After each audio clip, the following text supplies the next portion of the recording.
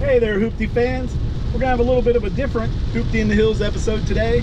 I'm on the road, headed to Charleston, West Virginia, where I'm gonna pick up a car that I made a deal on over the internet. I met a good guy on Facebook Marketplace. We negotiated a deal. I'm driving this spectacular Audi A4 Quattro that I purchased from the auto auction a while back. If you watched my last video where I went through the inventory, this is the one that I told the story about. It had a crooked wheel, and the auto auction had it listed as possible frame damage. And we literally brought this thing back to the shop after getting a really good deal on it. And the parts underneath were actually installed upside down. What had happened was someone had wrecked it into a curb or a ditch or something like that. Who knows, a culvert, I don't know. But anyway, it was run off the road basically into something because there were scratches on the wheel, and the wheel was, you know, cocked sideways, pushed in. And then I'm guessing they went to some dealership or mechanic who didn't know a lot about German cars, Audis, and probably didn't know what they were doing, and they replaced some parts. I think tie rod is what it was that was upside down. I'm not great with car parts. Obviously, I'm not the mechanic. I have a guy for that. That's Taryn. But right on this part, it had an arrow pointing down, and it said up, upside down. So our job to fix this car was literally to unbolt that piece, flip it over, bolt it back in, put the tire back on, voila. Fixed. So something that we thought we might have to replace big time parts, you know, even though I knew going into it, it may have possible frame damage. These cars are a unibody, and Taryn tells me, you know, even if it does have frame damage, it's fixable. Not a really huge deal. So, you know, we went into it thinking we were going to have to fix something a little bigger, got a great price on the car, and literally did almost nothing to the car. So it was a great deal. And now I feel like I'm getting another great deal. This guy started talking to me on Facebook Marketplace. He's trying to sell a 1990 Porsche 944 S2. One of my favorite little body style cars. Never had one, never driven one. But you guys, if you've been watching this channel, you know I'm a Porsche fanatic. So me and this guy hit it right off. My kind of guy. I forget, he has like 7, 8, 9 Porsches. He's got a whole barn full of them pretty much. Not junk either, all nice cars. This car, I think it has 118,000 miles. And like I said, it's a 1990 Cabriolet. It's like a candy apple, burgundy, maroon type color. Very nice looking little car. It's got the real light tan, like bone colored interior, and the interior looks like A++. It's a 5-speed, so really excited about this little car. The deal we made was he's giving me $3,000 cash on top of the 944, so I'm coming out with a little bit of cash and I'm trading the car. But overall, in the long run, with what I have in the Audi and what I'm going to have in this Porsche now, I still think I can end up making a really nice profit. We'll see. You know, I guess the car business is a little confusing. You have to be really careful and, you know, keep good records of what you spent and how much you have in these cars. But I think this guy's getting a good deal. It's what he needs. Like I said, he's got 7, 8, 9 Porsches, and he was looking for a new car for his wife. Just happened to hit me up. I guess he looked at my profile and saw I had a couple Porsches, and then we started talking about cars he had that he was willing to trade. Unfortunately, he wasn't willing to trade everything he had, but there were a couple cars in particular that he was willing to trade, and the 944 Cabriolet was the one that stuck out to me immediately. I just think it's a really cool little car. It's something I've always liked previously. I've kind of always wanted one. I'm a true 90s kid. I have a thing for pop-up headlights, so it's the, you know, classic wedge shape with the pop-up headlights. A little bit weird for a Porsche. It does have a front engine, but it's a very rare car. They only made the Cabrio and the 944 for 3 years, according to my research. And it looks like in 1989, it was a very, very limited production that they brought over from Germany. So really, they only really sold those cars in mass 1990 and 1991. So, you know, it's not an exotic like car you never see, because there's so many 944s on the road. But a 944 Cabrio, and it's the S2, which if you're not aware, that's the little better engine. It's a little over 200 horsepower. I think it's like 215 or something like that. Don't quote me on that number or make fun of me in the comments. But I think it's like 215 horsepower. And, you know, for a car that small, you know, it's going to be a pretty powerful little car, back-wheel drive. One thing those cars are very famous for is a perfect 50-50 weight distribution, because the transmission's in the back and the engine's in the front, obviously. So, you know, a lot of cars, people make those cars into track cars and, you know, motocross cars and Auto X and things like that. They're very, very cool little cars. Bulletproof little 4-cylinder engine, naturally aspirated, which who knows, depending on the cost and how much I decide I like this car, maybe we do a couple things to it. I know in Germany or in Europe, whatever, they had offered a turbo version of the same car. So I would assume, and I haven't looked this up at all, but I would assume maybe that turbo's out there for sale somewhere and it could easily be added to this engine. But once again, I'm just guessing. I have no idea on that. I'm just talking from what I think might be the case. I know a turbo of the same car existed, and I think it's the same engine, just the turbo added on. So you never know. Maybe we'll do something crazy like that. But anyway, like I said, we're trading this 2013 Audi A4, plus I'm getting $3,000 back in cash and the Porsche 944. I think it's a good day for me. By the pictures and the description and just my general vibe from the guy, you know, I think I'm getting a great car. I feel like I've, over all these years of buying all these cars online and being a dealer and stuff like that, have really, really gotten good at gauging people and knowing, you know, if somebody's trying to give me a good deal or trying to screw me. I've gotten pretty good at reading people, definitely over phone conversations and text.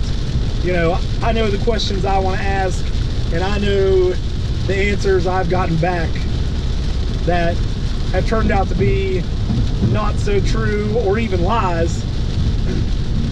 You know, and also I'm taking a big risk today. Big risk is I did not bring a trailer to this deal. This guy, you know, he told me this thing has just had a major service, everything done to it, and he drives it regularly.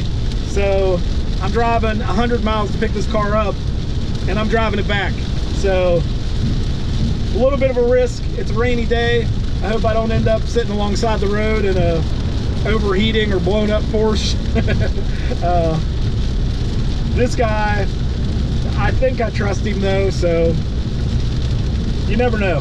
Of course, when you're dealing with old cars, everything's a gamble, but this guy has given me at least the confidence that I think I'll be fine. Good news is, no matter what happens, I have the GoPro. So it'll be a good video either way. So right now I'm just going to keep on driving down the road here. I'm headed, like I said, 2 hours away for Charleston, West Virginia, making a trade. 2013 Audi A4 with 52,000 miles for a Porsche 944 S2 Cabriolet. That, you know, it's a 1990, but by pictures and description, this car looks absolutely spotless. So we'll see when we get there. Hopefully I'm not surprised. If I am too surprised, I'll just walk away from the deal. Wouldn't be the first time I drove 2 hours and walked away from a deal. In fact, I drove all the way to Cleveland one time for a 350Z, or no, I'm sorry, it was a 370Z, and I got there and it was super rough, and you know, I walked right away. And I actually was nice to the guy, but it was just like, dude, this is not the conversation we had. So we're on the road. Stay tuned. We'll take a little video here and hopefully be a little bit entertaining.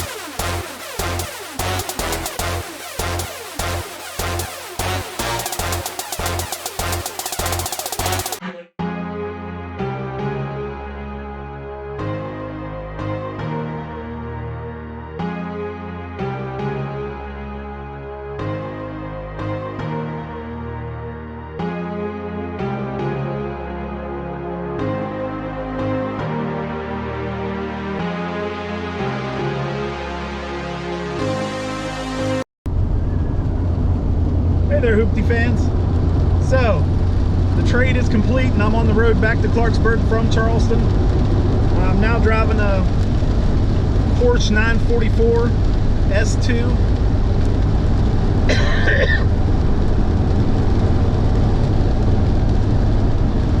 So I was really excited about this car, and I still am pretty excited, but it's not quite as spectacular as I was hoping. Mechanically, I think it's probably great. The car's running great. I'm running 80 miles an hour, not having any problems. Electronics are a little bit of a different thing. So somebody has went and tried to put an aftermarket stereo with this at some point, and they put this block punk head unit in here, and it's fine. It looks like it's pretty nice. I was able to connect to it with my Bluetooth, so my phone's going through it and everything. And I'll turn it up just for a second. I mean, it doesn't sound great, but it's okay. I'm not sure the speakers in the right side, the passenger side, are actually working, but that's something we'll have to deal with later. There's a couple not perfect things. Hopefully I can turn the camera here so you can see. There's a speaker cover missing there, and I really wish, I don't know if you can even see that, but the tweeter cover on the driver's side door is missing, which is kind of like a, you know, missing piece, and they put some screws in here that don't belong here to hold it in, and it looks like shit, to be quite truthful. And the pictures that I saw of the interior, I thought it was going to be a little better interior. The gear shift down here, let me see if I can tilt the camera so you can see it. Well, no. Actually, I'll just move the camera around and show you everything later. But the gear shift, the leather piece around it, the boot, doesn't fit.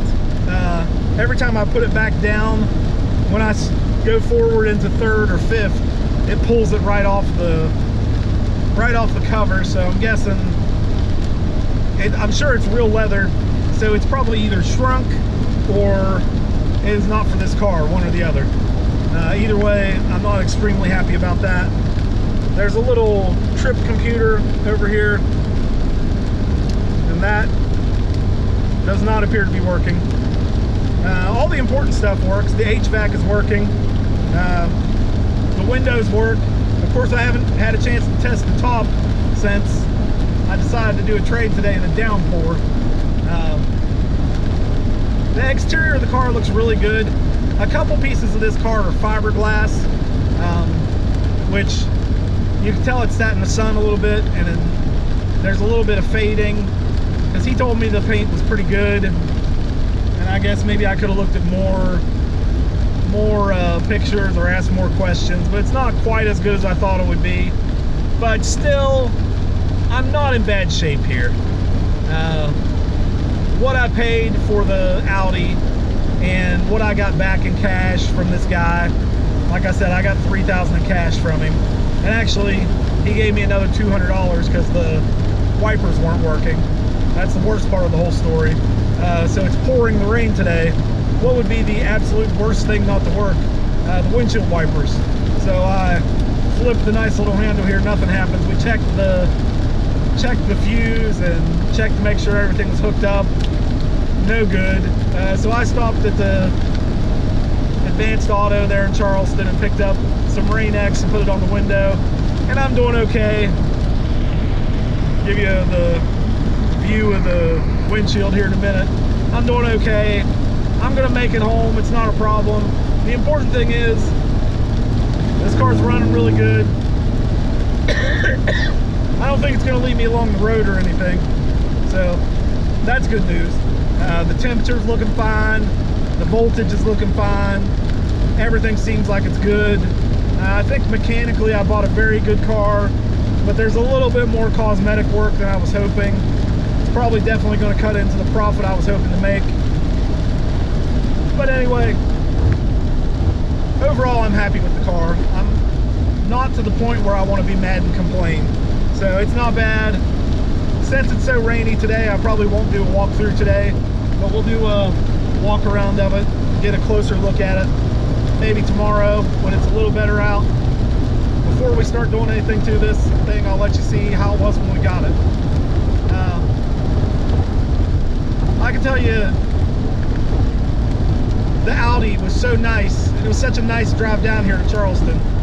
When I got in this thing, I was definitely missing it a little bit. It's definitely a very small sports car. I fit in here fine. You know, I'm a little over 6'1", and I probably have 4 inches here above my head.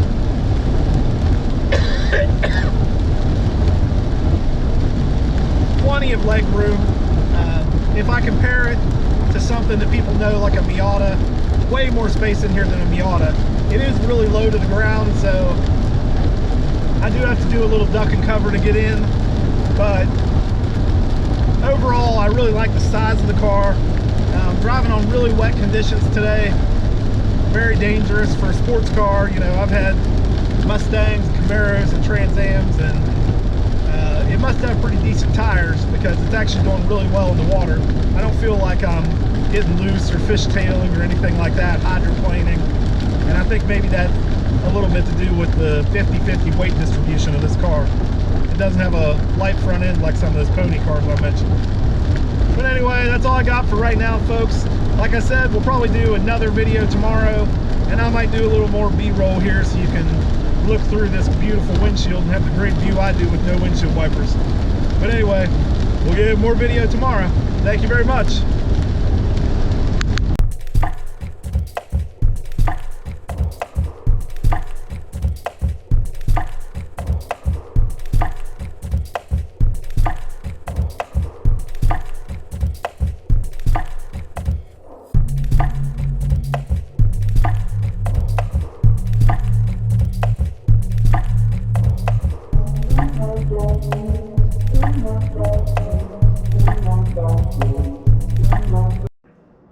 Hey there, Hoopty fans.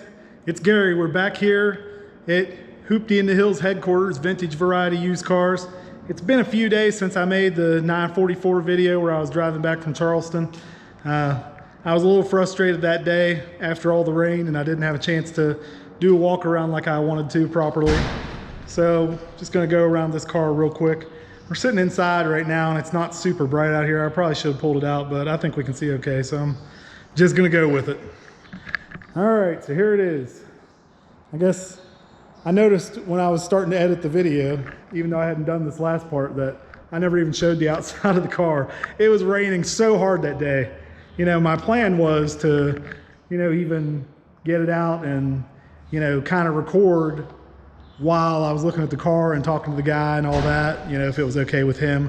But I didn't do that just because the rain was ridiculous. We ended up unloading and loading the car on his trailer at a Go-Mart. Like, we just pulled up to one of the gas pumps just to try to get out of the absolutely pouring rain. It was terrible. But anyway, I drove this thing all the way back from Charleston, so it's hard for me to say anything too bad about it. But it's definitely rougher than I expected. I got had a little bit. The more and more I look at it, the more I kind of regret even making the deal. But like I told you earlier in the video, I really only have like $5,000 in this car. So I guess we take it as a $5,000 mistake. And I don't know. It still is worth more than that. So I still didn't lose money, but I went into this deal thinking I was going to make a profit, and that's just not the case. I don't know. It's going to probably be a break even or a make $1,000 or $2,000 car, which is not any reason to be in business. You know, that's kind of a dumb move by me. So anyway, give you kind of a general walk around of it first, and then I'll point out a couple of the things that make me talk about it the way I do. It is super dirty right now, so don't judge its looks too much, but I'll point out the real problems here. The other problem is, I talked about this in some of my earlier videos, if you guys have been watching my channel. My idea of something being really, really good condition and somebody else's idea of something being really, really good condition, I keep learning more and more. I need to ask more questions and get more pictures, because my standards are very high and everybody's aren't. So what I think is really good condition for a 1990 and what this guy thought was really good condition were not the same thing. So anyway, the paint is very bad. The day I was looking at it in the rain, I was under the impression it was kind of bad, but now that I get it inside and dry and look at it, the paint sucks. It's bad. I mean, I'll show you, like right there on this front fender, you can see the paint's actually missing. And the body's fine. There's no damage or anything there. I don't know what, it must have scraped on something. You see this paint is just like loose.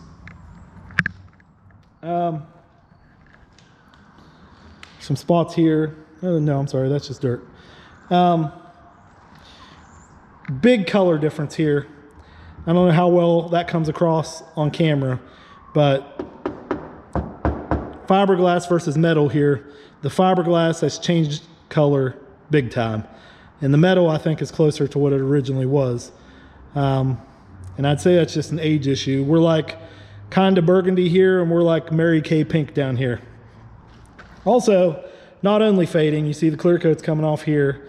And this piece, I don't know if this is bent and it made the paint crack, or this paint just has a problem right here, because it doesn't look like it's bent or anything or dented, but you see it's really weird how it cracked along this what do you want to say, like this indentation. So yeah, I'm not happy about that. And you know, folks, let me give you some advice. If you're watching this channel, you're probably somebody that's buying and selling cars online. The advice I would give you is, when you're selling someone a car online and negotiating online, tell them everything. Because if me and this guy if he had been completely upfront and honest with me, which I was with him, I showed him every little dent and scratch that the Audi had that we traded. So he knew what my expectation was. And I do feel like he misled me a little bit. More than a little bit. He misled me a lot, because I'm going to tell you a couple other really bad things here as we go along. One that I didn't catch until way too late. And I could probably sue this guy, truthfully, but once again, I only have like $5,000 in the car. I just don't think it's worth it. So you just have to take it as a lesson learned. Any business you get into, you make stupid mistakes. If it was easy, everybody would do it. Down this side, you can see right here, there's some clear coat missing. Not a big deal, not a lot, but you know, definitely, if I were selling this car online, I would have taken a picture of that and said, you know, I would have circled it and said, clear coat missing. The top, he told me the top was perfect, and it's not bad. I mean, there's a little discoloration right there. There's a couple like nicks and scratches in it. It is, you know, if it was a new car, I would say it's a very bad top. I would give it like a 4 out of 10. But for a 1990, you know, I kind of, you have to give a little bit of a different rating system there. So for a 1990, it's probably a 6 out of 10. I was kind of given the impression it was very good though, because I asked him like, because you know, we just put a new top on the Boxster, brand new top. And the old top that was on the Boxster was not in nearly as bad a condition as that. And this top was an absolute pain in the effing ass to put on. So the first questions, one of the first questions I asked this guy was, what kind of condition is the top in? Is it going to need a new top? And he told me, no, top is good, top looks great. The top looks like it's almost new. It is nowhere close to almost new. Like there's no universe where this is an almost new looking top. I don't know. So, you know, I feel like I'm whining a little bit, but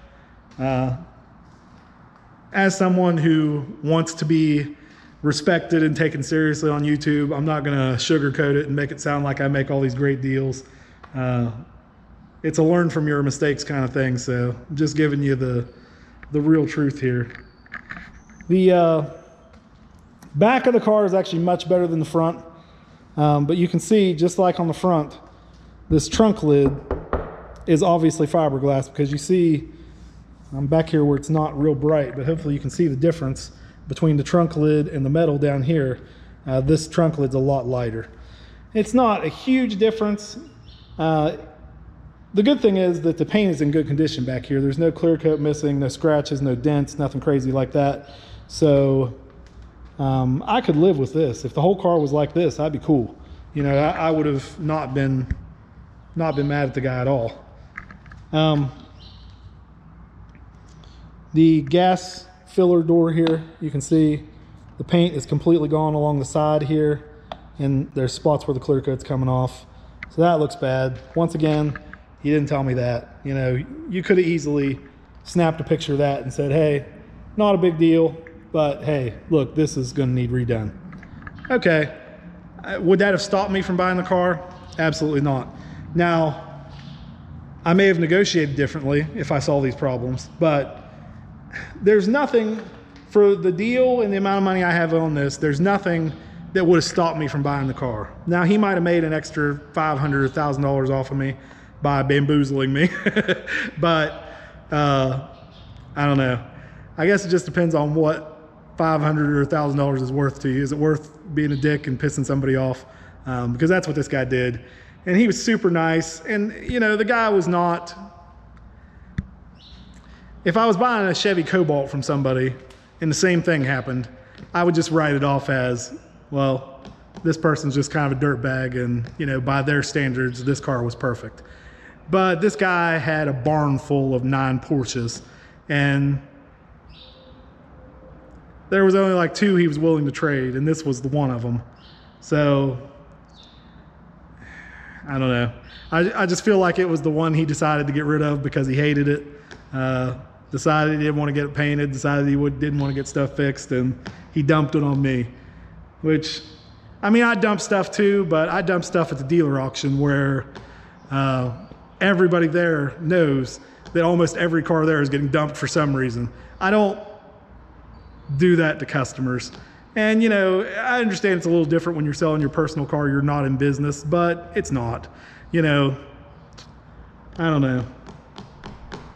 I guess I've just never done that to people, and it hurt my feelings kind of. And the other thing, we got kind of friendly, and we were like buddy-buddy.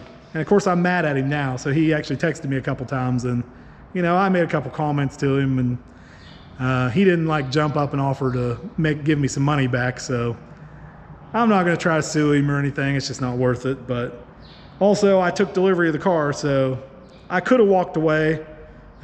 Stupid. I probably should have. But it was pouring the rain, and the car was soaking wet, and it looked a lot better wet. Especially the clear coat problems and these differences in color I couldn't really see. Now I could see this. Obviously this was also not pointed out to me. There's a pretty good dent right here. Now I can get this fixed. I'm not, once again, none of these things ruin this car for me. It's still a good deal for me. It's still not a losing money car, I don't think. And I really like it anyway, but I don't know. It's just not what I thought I was getting. So let's get inside. It has been sitting here for about a week, so hopefully it didn't die. I have no idea if it holds its power or not. You know, old cars, it's kind of a gamble. Okay, somebody else was in this because the seat is way up. And I can't find the thing to put it back.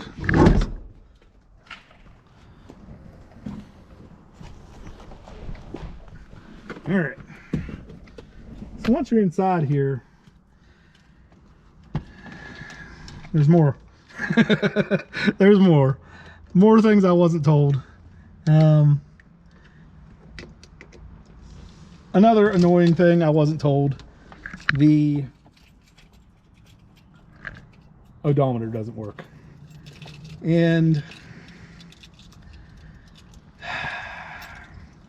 this is probably the most annoying thing to me, because he sold me a story, and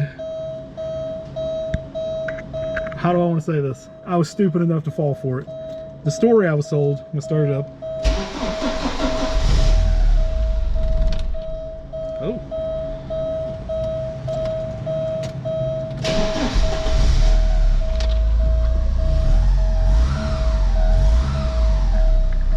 The story, anyway. So it shows 120,915 miles, which is not a lot of miles for this car. You know, it's a 4-cylinder. It's not a turbo or anything. And he actually showed me pictures and documentation of just recently a Porsche mechanic that works on all his cars, specifically a Porsche mechanic who took the engine completely apart, and he had engine pictures of the inside and how clean it was and everything looked great. But the odometer not working is a big freaking deal, folks. And he even kind of sold me a story. That's what I was getting to. I kind of lost track there. The story he gave me was, he said on the title's branded and says not actual mileage, but he's like, oh, you know, some dumbass must have clicked that box on the title when they applied for it, and now that's stuck on it. I had to get it on there. But, you know, once again, live and learn. I got stupid because I liked this guy, and that was a mistake. And the part that my mistake, and I should have learned, is he told me that. And I remember getting in, and one of the first things, because I took it for a drive before we finished up, and one of the first things I checked out was making sure the speedometer worked. Tach worked, all the gauges seemed to work, but I did not pay attention to the odometer until I got to like Braxton County, which is roughly in the neighborhood of halfway back from where I was in Charleston, West Virginia, and I realized the mileage was the same. It hadn't moved 1 mile.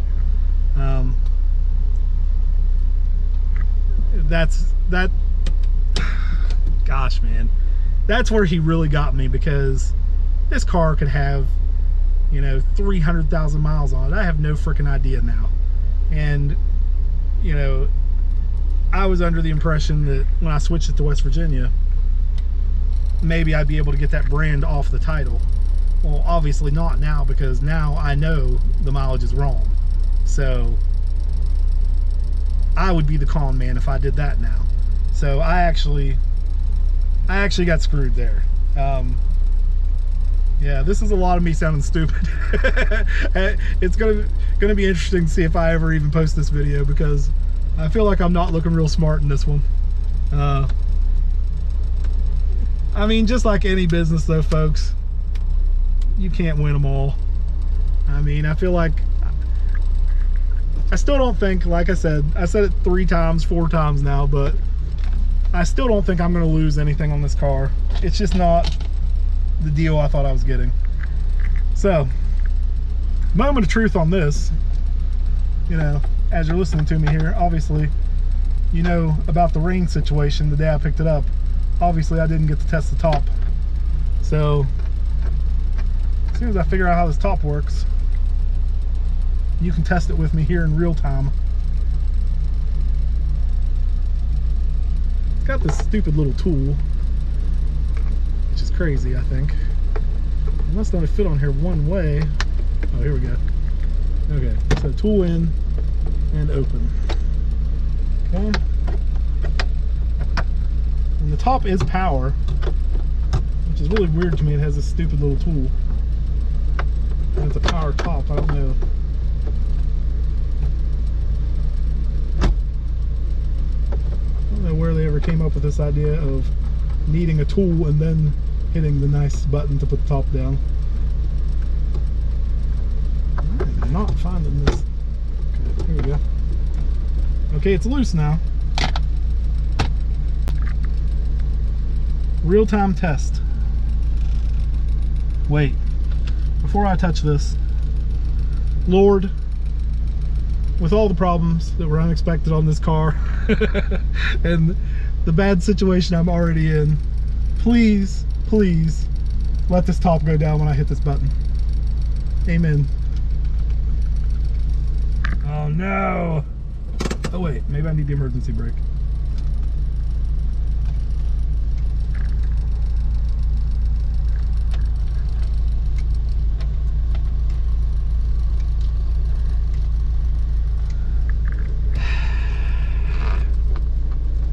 That is disappointing. All right, I'm gonna pause this video and see if I'm doing something wrong. 9:44 people, if there's something I need to do to make this top go down, put it in the comments. I'm gonna get up my phone and Google here. So, BRB. Well folks, the hits keep on coming with this car. The top does not want to go down. Either it doesn't work or I just can't figure it out. I guess I'll have to do some research and hopefully figure it out. But before I end this video on a really bad note and a really bad mood, let's at least see if it does anything cool. Hopefully it can at least do a cool burnout. I'm gonna hold the camera out the window, see what we can do here.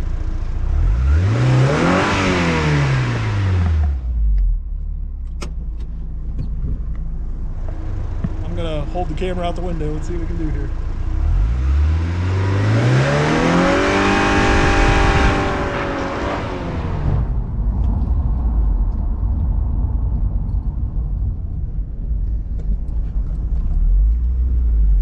Woo!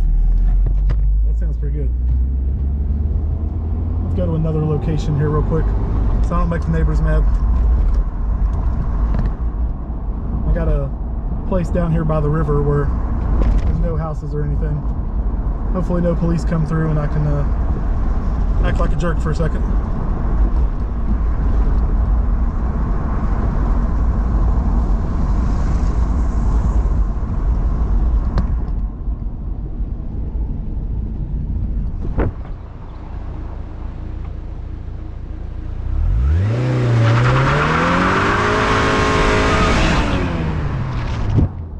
Okay, that feels pretty good.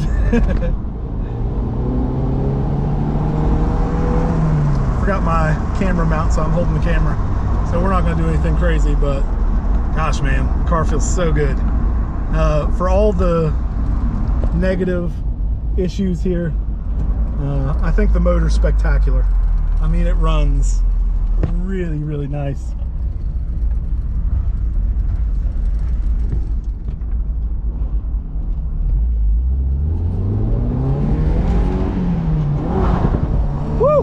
Burns hard in the second. Nice. I mean, the pep. It's not an overly fast car, but man, it feels nimble. I would do a little more if I wasn't holding my camera.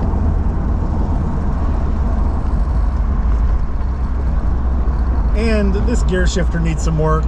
I mean, I'm actually having trouble finding the gears a little bit, which seems to be the trouble with all these old Porsches that I've driven, at least. Maybe I've just had bad luck with the ones I've been in, but